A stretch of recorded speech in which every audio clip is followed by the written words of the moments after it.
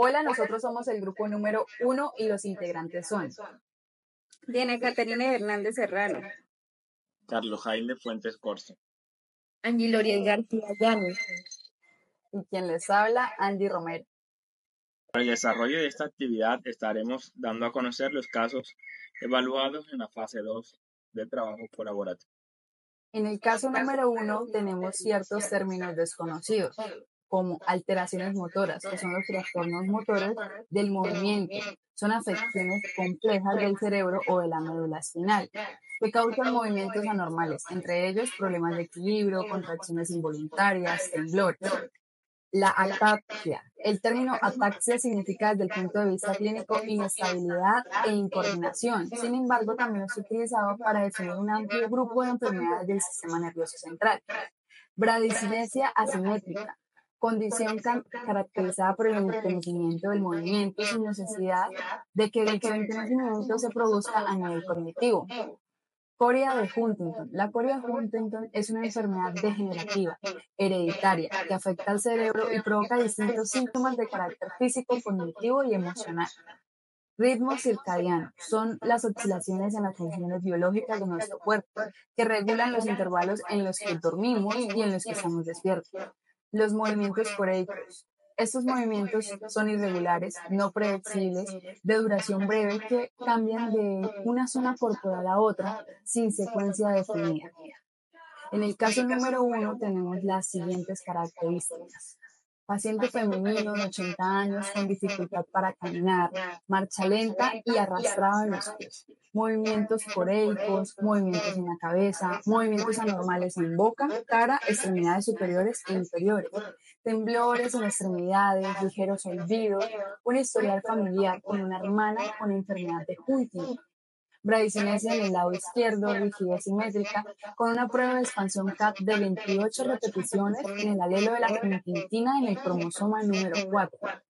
Un posible diagnóstico es enfermedad de Huntington.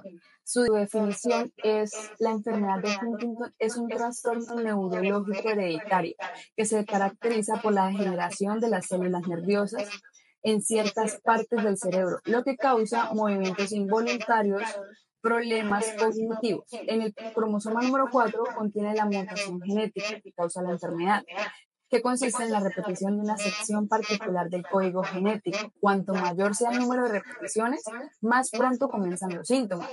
El gen de la enfermedad de Huntington es dominante.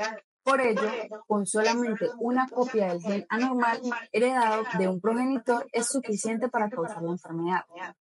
Una de las definiciones de las estructuras neuroanatómicas que son afectadas dentro del caso son los cuerpos estriados, como núcleo y putamen.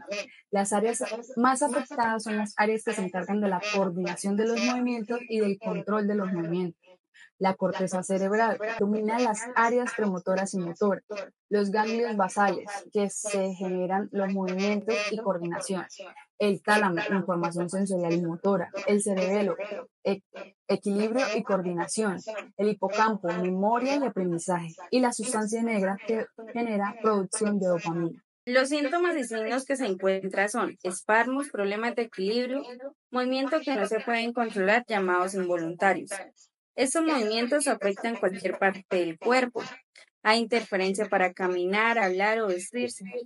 Hacer cosas por sí solos. En los síntomas cognitivos está la memoria, la atención, la orientación, la capacidad para el aprendizaje. Ningún tratamiento lo puede alterar.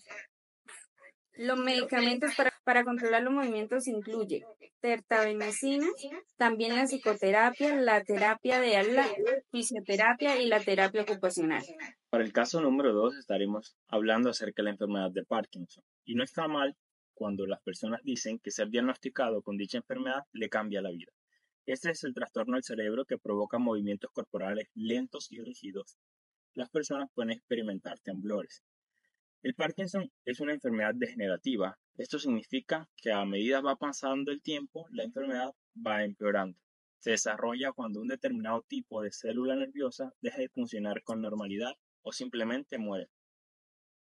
Estas células nerviosas producen una sustancia química llamada dopamina. El cerebro necesita dopamina para realizar los movimientos suaves e intencionados. Y la pérdida de esta dopamina provoca todos los problemas de la movilidad. No sabemos en sí qué es lo que causa la pérdida de esta dopamina, dice la doctora Beck, experta en trastornos del movimiento de los Institutos Nacionales de Salud. Pero cuando llega a un determinado punto, sencillamente aparecen síntomas relacionados con el movimiento. Todos los genes, como otros factores, parecen desempeñar un papel súper importante, y la exposición a pesticidas, metales pesados, contaminación del aire puede aumentar el riesgo de padecer dicha enfermedad. A veces, y solo a veces, el Parkinson es hereditario, pero las personas que desarrollan la enfermedad no suelen tener antecedentes familiares. En la mayoría de los casos, no está claro qué ocasiona dicho trastorno. Uno de los principales factores de riesgo es la edad, ya que afecta aproximadamente al 1% de las personas mayores de 60 años. Adicionalmente, se ve con mayor frecuencia en hombres. A continuación, hablaremos de los signos y síntomas, tratamiento y técnicas de diagnóstico de la enfermedad del Parkinson. Los síntomas de la enfermedad del Parkinson empeoran con el tiempo, pueden reducir considerablemente el bienestar y la calidad de vida.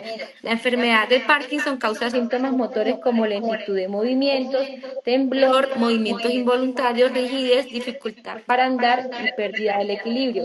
Los síntomas no motores causan deterioro cognitivo, trastornos mentales, demencia, trastornos del sueño, dolor y alteraciones sensoriales. La enfermedad del Parkinson no tiene cura, pero los medicamentos pueden ayudar a controlar los síntomas generalmente de forma notable, como en algunos casos más avanzados se aconseja la cirugía, que es una estimulación cerebral profunda que es cuando el cirujano implanta electrodos en una parte específica del cerebro.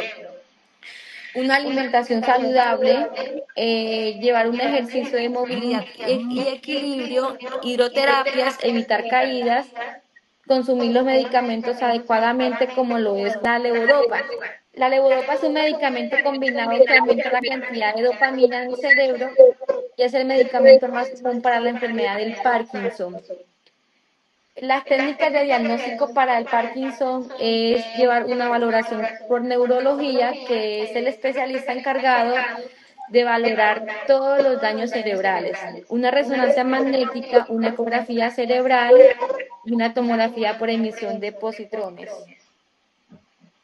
Las investigaciones respaldadas por los Institutos Nacionales de Salud han demostrado que el ejercicio de alta intensidad mejora los síntomas de Parkinson. Ahora los investigadores están tratando de determinar cuánto y qué tipo de ejercicio funciona mejor.